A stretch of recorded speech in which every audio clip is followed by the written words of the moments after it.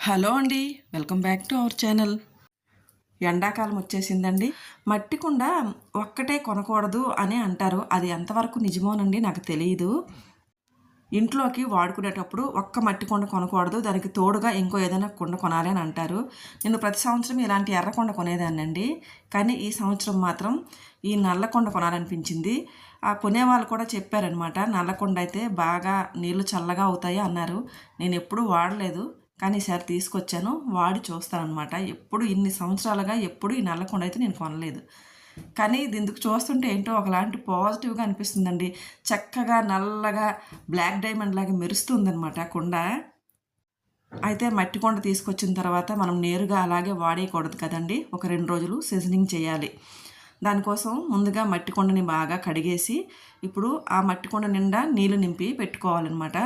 నీళ్ళు నింపి ఒక 2 రోజులు అలాగే నాననివ్వాలండి. అప్పుడు మనకి ఆ కాలిన వాసన అంతా పోతుంది.